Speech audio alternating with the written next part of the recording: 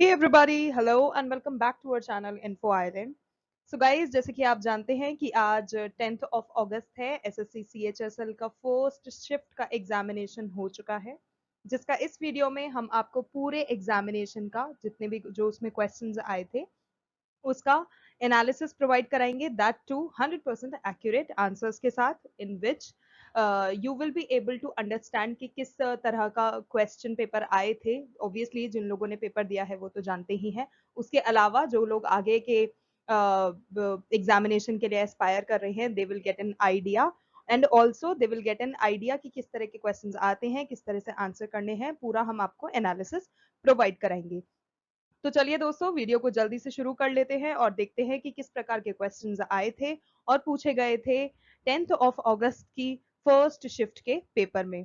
और एक बात और, अभी तक आप लोगों में से जिसने चैनल को सब्सक्राइब नहीं किया है तो जल्दी से जाकर सबसे पहले चैनल को सब्सक्राइब कर लीजिए और एसएससी सीएचएसएल के पेपर के डेली एनालिसिस पाने के लिए हमारे चैनल को इसी तरह से फॉलो करते रहिए और बने रहिएगा इन्फो आइलैंड के साथ, क्योंकि गाइज आगे आने वाले वीडियोस में हम आपको एसएससी एमटीएस 2023 के एग्जामिनेशन जो कि सितंबर में होने वाले हैं उसकी प्रिपरेशन के लिए भी आपको इंपॉर्टेंट क्वेश्चंस शेयर करेंगे।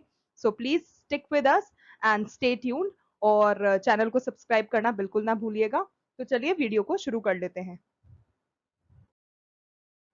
तो गाइज जो पहला क्वेश्चन पूछा गया था वो था ISSF rifle pistol world championship 2022 में भारत ने कुल कितने मेडल जीते थे।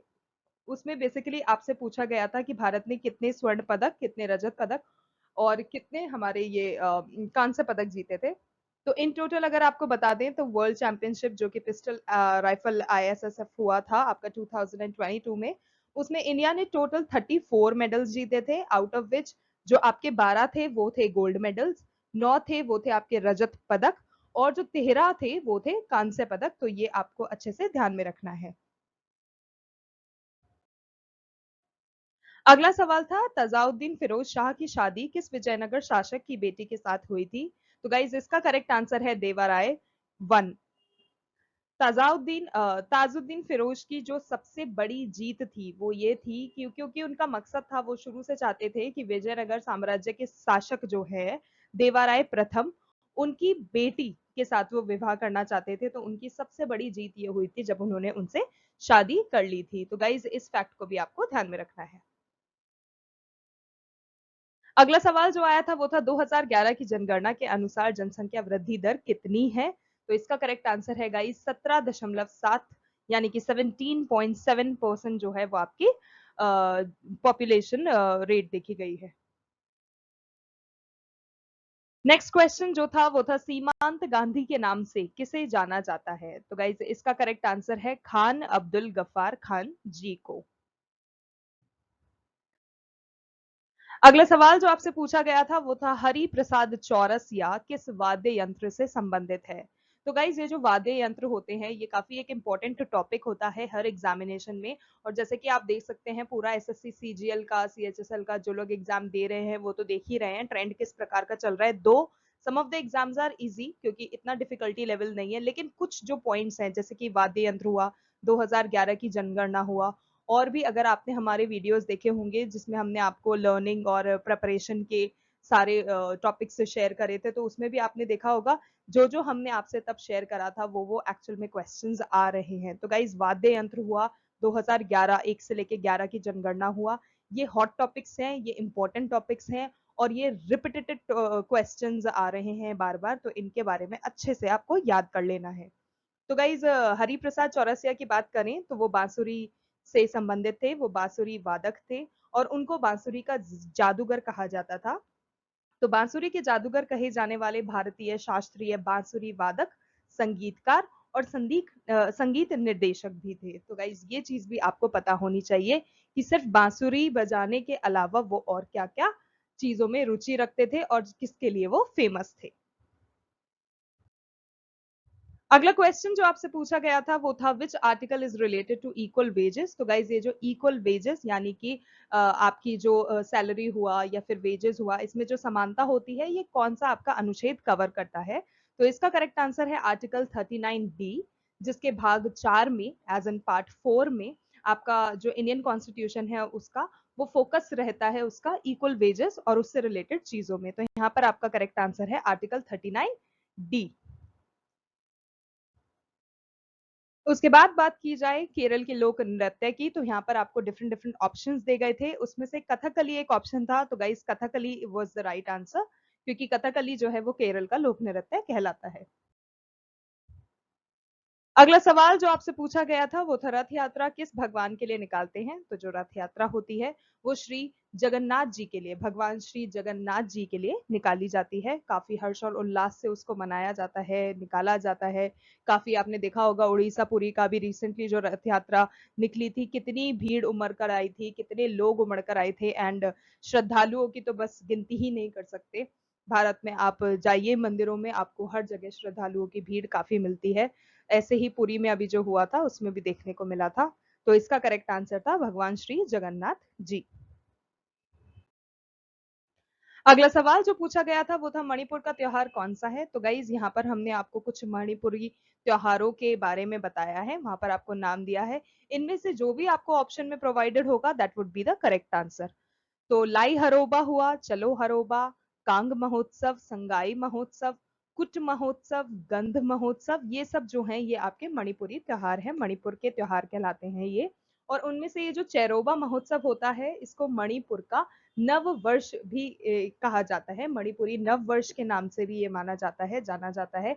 तो गाइज ये भी फैक्ट आपको ध्यान में रखना है, क्योंकि हो सकता है आपसे इस तरह से क्वेश्चन पूछा जा सके, क्योंकि गाइस क्वेश्चन किसी भी फॉर्म में आ सकता है, उसको किसी भी तरह से मोल्ड किया जा सकता है। लेकिन अगर हमें उसका और उससे रिलेटेड चीजों के बारे में पता रहेगा तो हम आसानी से उसका उत्तर दे पाएंगे। तो यहाँ पर हमने आपको त्योहारों के नाम बता दिए हैं, और कौन सा त्योहार मणिपुरी नववर्ष कहलाता है वो भी बता दिया है। तो आपको इसको अच्छे से याद कर लेना है।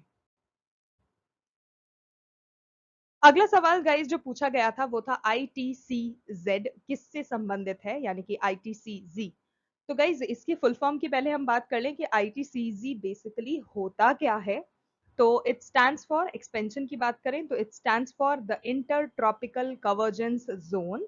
और ये होता क्या है, ITCZ is a band of low pressure around the earth which generally lies near to the equator.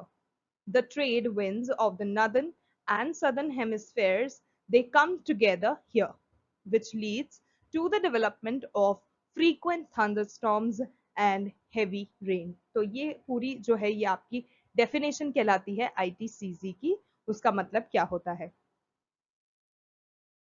Hindi में, अगर उसका अनुवाद अगर आपको बताया जाए तो उसका हिंदी में फुल फॉर्म होता है अंतः उष्ण कटिबंधीय अभिसरण क्षेत्र। और ये होता क्या है, व्यापारिक हवाओं के अभिसरण के कारण यह ऊपर की तरफ उठने लगता है। ऊपर की तरफ उठने वाली यह हवा फैलती है और ठंडी हो जाती है, जिससे क्या होता है, जिससे भयावह आंधी तथा भारी बारिश शुरू हो जाती है। तो ये गाइस आपको याद में रखना है, ध्यान में रखना है, ये ITCZ का मतलब है। अगला सवाल जो पूछा गया था वो था इंडिया टीम ने पहला ODI कौन से साल में खेला था। तो गाइस बात करें 1974 की, तो ये वो साल है जब इंडिया टीम ने अपना सबसे पहला ODI मैच खेला था।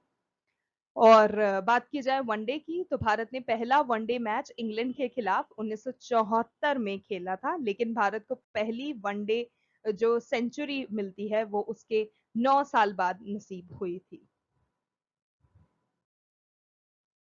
अगला जो सवाल था वो था इथेनॉल को एक्सेसिव कंसंट्रेटेड सल्फ्यूरिक एसिड में अगर मिलाया जाए तो उसका परिणाम क्या होगा। तो गाइस इसका करेक्ट आंसर था कि उससे इथेन बन जाता है।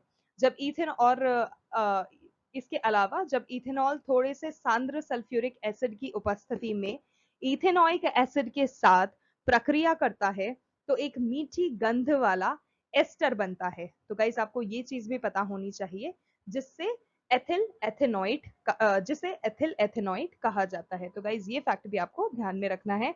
और अगर इसके कॉम्बिनेशन रिएक्शन की इक्वेशन बात की जाए तो इक्वेशन आपकी CH3COOH plus CH3 minus CH2OH concentrated sulphuric acid जो आपने यहाँ पर देखा H2SO4, और जब इसको कंबाइन किया जाता है तो it results into CH3COO C2H5 plus H2O that is water। तो गाइज ये भी आप एक बार देख लीजिएगा।